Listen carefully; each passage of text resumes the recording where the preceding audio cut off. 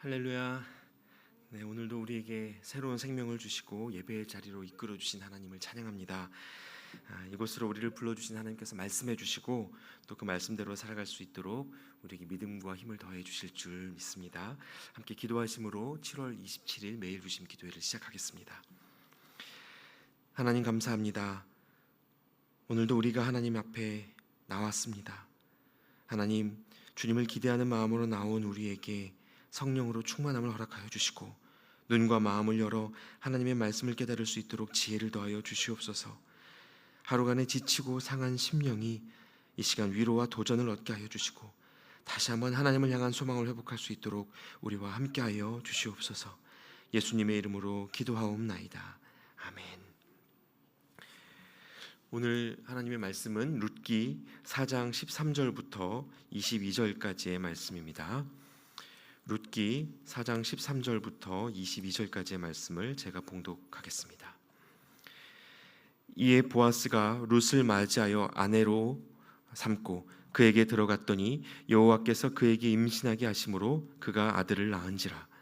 여인들이 나오미에게 이르되 찬송할지로다. 여호와께서 오늘 내게 기업 물을 자가 없게 하지 아니하셨도다. 이 아이의 이름이 이스라엘 중에 유명하게 되기를 원하노라.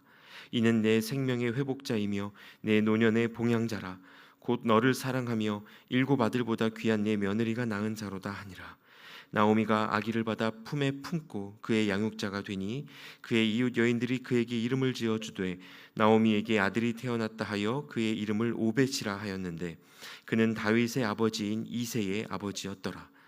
베레스의 계보는 이러하니라. 베레스는 헤스론을 낳고 헤스론은 람을 낳았고 람은 암미나답을 낳았고 암미나답은 나손을 낳았고 나손은 살몬을 낳았고 살몬은 보아스를 낳았고 보아스는 오벳을 낳았고 오벳은 이새를 낳고 이새는 다윗을 낳았더라. 아멘. 여러분, 계속해서 우리는 룻기 말씀을 묵상하고 있습니다. 오늘은 그 마지막 시간인데요. 여러분, 이전까지의 말씀을 한번 되짚어 보시면 좋겠습니다. 베들레헴에서 살아가던 엘리멜렉이라는 사람의 아내였던 나오미, 그 여인이 모압이라는 이방 땅에 가서 남편과 두 아들을 잃었습니다. 여러분, 그 시대가 사사시대였다고 말씀을 드렸는데요. 사사시대는 사람들이 그 마음의 중심에 하나님을 잃은 비극적인 시대였습니다. 그럼에도 불구하고 아무렇지 않게 살아가고 있던 시대였습니다. 그런데 여러분, 남편과 두 아들을 잃은 그 삶은 생각해보면 어쩌면 하나님을 잃은 것보다 더 심각한 충격으로 다가올 수 있을 만한 그런 일이죠. 사람이 살면서 경험할 수 있는 가장 깊은 상실 가운데로 던져진 그런 일입니다. 여러분, 오늘 이 시간 혹시 우리 안에 소중한 것을 잃어버리고 소중한 만남, 소중한 기회, 소중한 인생의 무언가를 잃어버리고 하나님 앞에 상실감을 경험하고 계시는 분들이 있다면 이 룻기 말씀을 통해 우리도 포기한 그 인생을 하나님이 어떻게 다시 회복시키시고 붙들어 가시는지 그 소망을 회복하실 수 있는 은혜의 기회가 되시기를 축복합니다.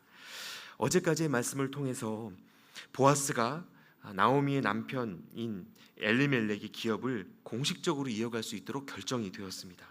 그 자리에 함께했던 성읍의 10 장로와 백성들이 그 계약의 증인이 되어 주어서 보아스와 룻의 가정을 축복하는 말씀을 어제 마지막 부분에서 함께 보셨습니다. 그 말씀을 다시 한번 읽고 말씀을 이어가면 좋겠는데요. 제가 읽어드리겠습니다. 성문에 있는 모든 백성과 장로들이 이르되 우리가 증인이 되나니 여호와께서 네 집에 들어가는 여인으로 이스라엘 집을 세운 라헬과 레아 두 사람과 같게 하시고 네가 에브라스에서 유력하고 베들레헴에서 유명하게 하시기를 원하며 여호와께서 이 젊은 여자로 말미암아 내게 상속자를 주사 내 집이 다말이 유다에게 낳아준 베레스의 집과 같게 하시기를 원하노라 하니라.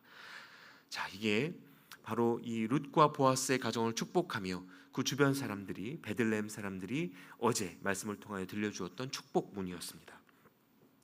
여러분, 이 말씀 속에서 룻이 라헬과 레아 같기를 바란다라고 이야기하는데요. 라헬과 레아가 누굽니까?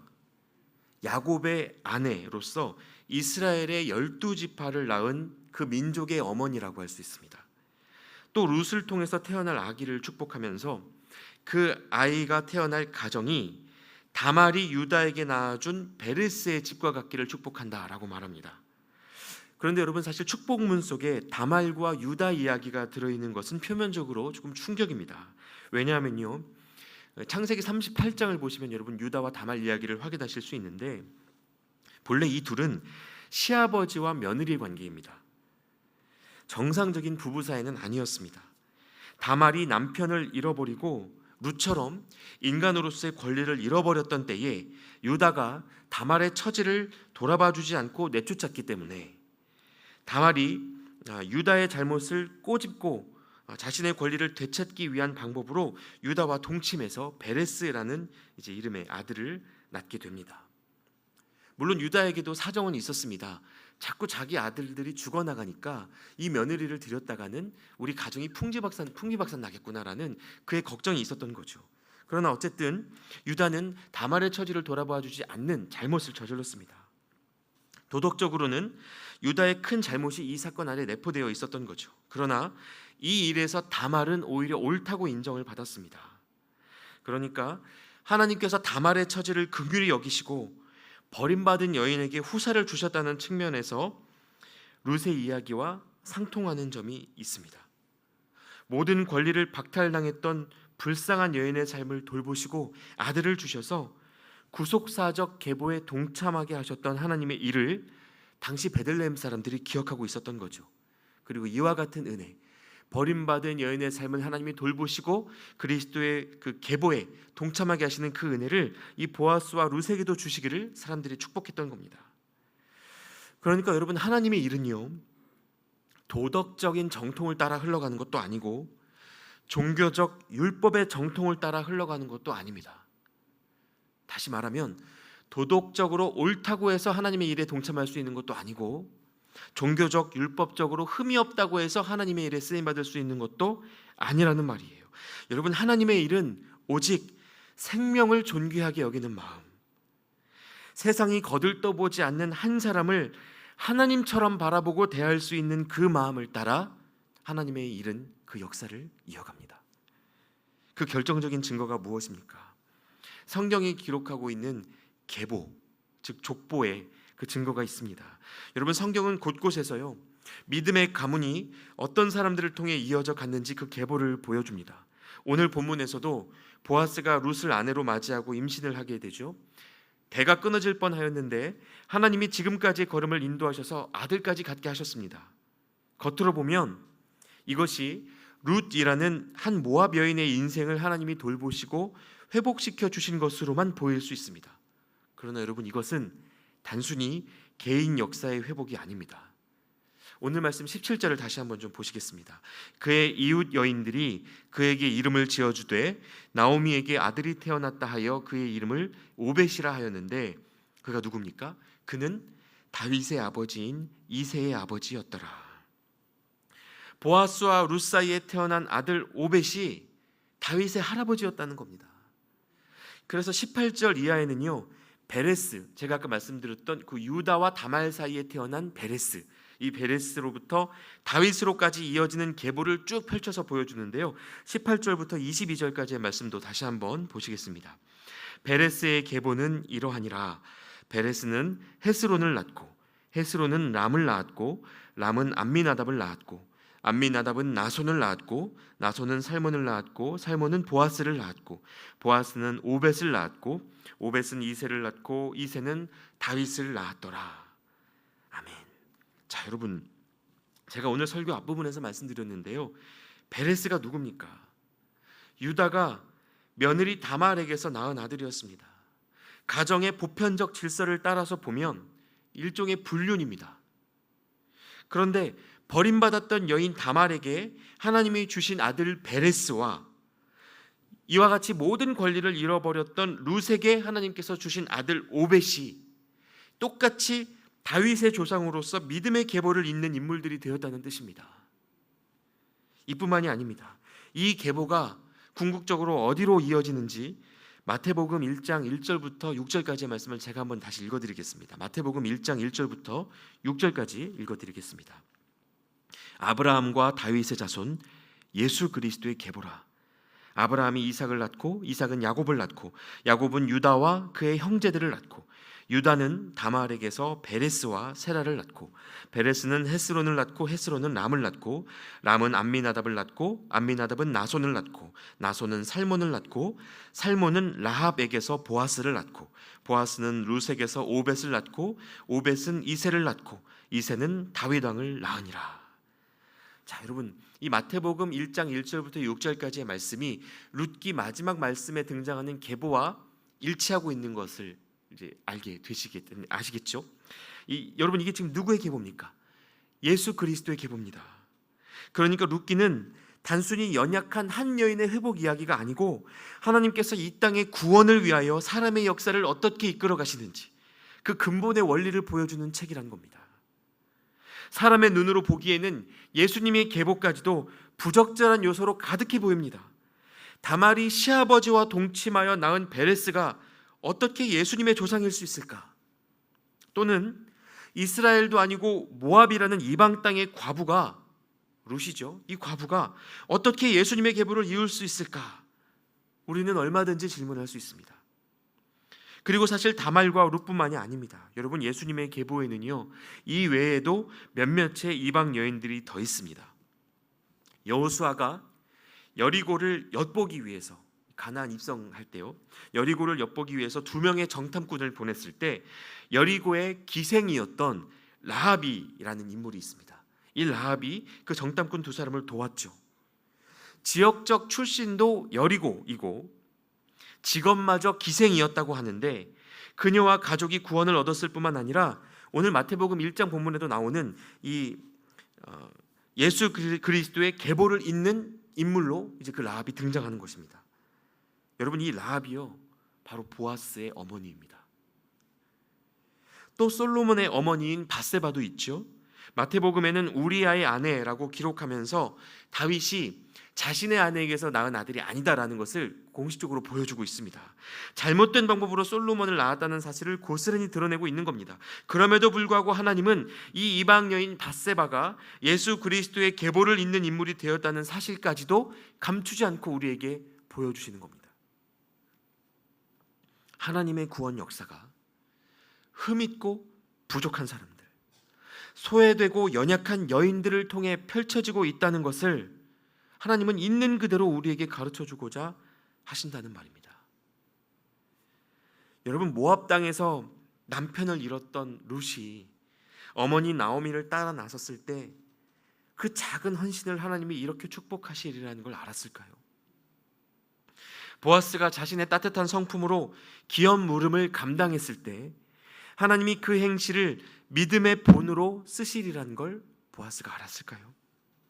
사람의 지혜로는 결코 다 헤아릴 수 없는 일이었습니다. 그러나 그들이 하나님 나라에 갔을 때 하나님의 구속사에서 자신의 인생이 이토록 중요했다는 것을 알게 되었다면 아마도 큰 감동을 느끼게 되었을 겁니다. 또 한 가지, 여러분, 오늘 이 룻기 묵상을 마무리하면서 이 말씀을 통해 우리가 다시 한번 기억해 볼 만한 내용이 있습니다. 그것은 이 룻기가 사사시대의 이야기로서 구약 성경 사사기 바로 뒤에 이어지고 있다는 사실입니다. 여러분, 사사기와 룻기의 저자는 똑같이 사무엘이라고 알려져 있습니다. 한 사람이 쓴 같은 시대의 이야기라는 건데요. 여러분, 사사기의 마지막 장인 21장의 주제가 뭔지 아십니까? 사사기에 보시면 이스라엘에서 벌어진 한 살인사건 때문에 큰 내전이 일어나게 됩니다. 그때 이스라엘의 12지파 중 하나인 베냐민 지파가 완전히 멸절 직전까지 가게 되었는데요. 이스라엘 전체를 생각할 때 지파 하나가 사라진다는 것은 엄청난 위기죠. 그래서 사태가 그 지경까지 되자 이 지파의 멸절만큼은 막아야 되겠다 생각했던 사람들이 베냐민 지파의 대를 잇기 위해서 새로 아내를 이제 구해줍니다. 그런데 그 아내를 구해주고 또 찾아주는 방법이 아주 악랄해요. 평안하고 행복하게 살아가던 다른 지역의 여인들을 사로잡아서 그냥 아내로 끌고 가도록 했습니다. 납치를 한 것이죠. 당시의 내전에 동참하지 않았다는 이유로 야베스 길르앗이라는 이름의 그 마을의 주민들을 진멸한 뒤에 그 땅에서 살아가던 젊은 처녀들 400명을 사로잡아서 베냐민 지파의 아내로 보냈고요. 그것도 모자라서 명절을 맞이하여 기쁘게 춤추고 있는 실로의 딸들, 그 지역의 젊은 여인들입니다. 그 여인들을 급습하여 납치하라고 명령했습니다. 더 충격적인 것은요, 이 일이 몇몇의 불량배나 소수의 결정에 의한 것이 아니고 하나님을 떠나 자기 소견에 옳은 대로 행했던 당시 이스라엘 총회가 공식적으로 결정해서 진행한 일이었다는 점입니다. 여러분, 이것이 사사기 21장의 결론이었습니다. 여기에는 사람에 대한 어떠한 존중도 찾아볼 수가 없습니다. 사회적 약자였던 여인을 짐승만도 못하게 생각했던 당시 사회의 패역함이 아주 선명하게 드러날 뿐이죠. 여러분, 그래서 사사기의 마지막 장, 이 21장의 결론을 살펴보면 하나님의 메시지라고 하기에는 너무나 어둡고 절망적인 겁니다. 아니, 어떻게 사사시대가 어두운 줄은 알았지만 이렇게 비참한 이야기로 그 말씀의 결론을 맺을 수 있을까? 참 안타까운 마음이 드는 거죠. 그런데 바로 그 뒤에 같은 저자 사무엘이 기록한 같은 시대의 이야기 룻기가 이어지고 있다는 겁니다. 여러분, 성경에 장과 절의 구별이 생긴 것이 500년 정도밖에 되지 않았습니다. 그 이전까지는요, 성경을 읽을 때 장과 절로 구별해서 읽지 않고 이야기별로 구분해서 읽었습니다. 그래서 어떤 성경학자들은 사사기와 룻기를 한 권의 책으로 보기도 합니다. 여러분, 그렇게 되면 사사기의 진짜 결론부가 룻기라고 이해할 수도 있는 거죠. 여러분, 이렇게 해석하면요, 성경을 읽는 우리들에게도 상당한 도전과 위로를 건네줍니다. 사사기의 결론은 인간의 존귀함을 짓밟고 여인을 물건처럼 다루는 시대의 악함이었습니다. 그러나 룻기는 동시대에 가난하고 연약했던 한 이방 여인의 삶 속에 예수 그리스도의 구원 역사가 솟아나고 있었다는 사실을 보여줍니다. 이것이 얼마나 상반되는 역사입니까? 그러나 이것은 같은 시대에 일어난 역사였고 소망이 이른 사사시대에도 하나님의 구원 역사가 여전히 흘러가고 있었다는 사실을 우리에게 보여주는 그 이야기가 되는 것입니다. 이스라엘이 스스로를 하나님의 선민이라고 자랑하면서 자기 소견에 옳은 대로 행하며 망해가던 그때에 전혀 생각하지도 못했던 이방 땅 모압에서, 그것도 상처받은 사람들을 통해서 하나님은 여전히 신실하게 일하고 계셨다는 것을 이 말씀이 우리에게 증언해 주는 것입니다. 여러분, 이러한 교훈은요, 오늘 이 시대를 살아가는 우리들에게도 정말 간절합니다. 여전히 많은 한국 교회와 그리스도인들이 스스로를 하나님의 선민으로 여기며 도덕적 정통성, 종교적이고 율법적인 정통성을 내세우면서도 약자를 돌보시는 하나님의 마음을 외면하고 살아갑니다. 사람을 귀히 여기지 못할 때가 많습니다. 나는 도덕적으로 흠이 없노라, 나는 율법적으로 흠이 없노라 라는 것을 주장하면서 상처받은 한 사람 돌아보기를 주저할 때가 많은 것이 우리 한국 교회의 현실입니다. 여자를 아랫사람으로 바라보고 아이들을 무시하는 가부장적 가치관도 여전히 우리 사회에 살아 있습니다. 그러나 여러분, 세상이 무시하고 외면하는 그 한 사람의 가치를 알아보지 못한다면 우리 안에 복음은 어쩌면 헛것일지 모릅니다. 예수 그리스도의 계보를 이었던 여인들, 유다의 며느리였던 다말, 여리고의 기생이었던 라합, 모압의 상처받은 여인 룻, 우리아의 아내였던 바세바, 그리고 미혼모 마리아까지. 여러분, 하나님이 이 여인들을 어떻게 존귀히 여기시고 어떻게 쓰시고 또 사랑하셨는지를 기억하고 작은 자 한 사람을 우리가 주님처럼 대할 줄 알 때 우리 역시 하나님의 역사에 동참할 수 있게 된다는 말입니다. 여러분, 권면드리기는 오늘 하루를 사시는 동안에 어쩌면 우리가 당연하게 폄하하고 의리에 그래도 되는 것으로 생각하며 업신여겼던 사람들에게 다시 한번 눈을 돌려보시는 하루가 되시면 좋겠습니다. 나이가 어린 사람들, 여전히 사회적 약자로 내몰리는 여인들, 장애를 갖고 살아가는 사람들, 실패하여 좌절한 사람들, 가난하고 힘이 없어서 사회의 사각지대에 내몰려 권리를 박탈한 채 살아가는 그 많은 사람들을 여러분 오늘 하루 들여다보시면서 연약한 그들의 인생 속에 하나님의 세계가 깃들어 있음을 발견하고 선포할 수 있는 저와 여러분의 오늘이 된다면 참 좋겠습니다. 그런 우리의 삶을 통해 하나님께서는 또 한 사람의 룻을 일으키시고 하나님의 구원 역사를 펼쳐 보여주실 것입니다. 기도하겠습니다. 하나님, 오늘도 우리에게 말씀해 주시고 룻의 이야기를 통해 작은 자 한 사람을 건지시어 구원 역사를 이루어 가시는 하나님의 일을 보게 해주셔서 감사합니다. 가진 것과 이룬 것을 기준으로 사람의 가치를 다르게 매겼던 우리의 무지한 눈을 용서해 주시고 세상이 외면하는 땅, 소외된 영혼들을 하나님의 관점으로 바라보며 섬길 수 있도록 주님 우리를 도와주시옵소서. 연약한 우리의 인생도 하나님이 이루시는 구원의 계보에 동참하는 삶이 될 수 있도록 주님 도와주시옵소서. 예수님의 이름으로 기도하옵나이다. 아멘. 계속해서 각자의 기도 제목으로 기도하며 하나님 앞으로 나아가겠습니다.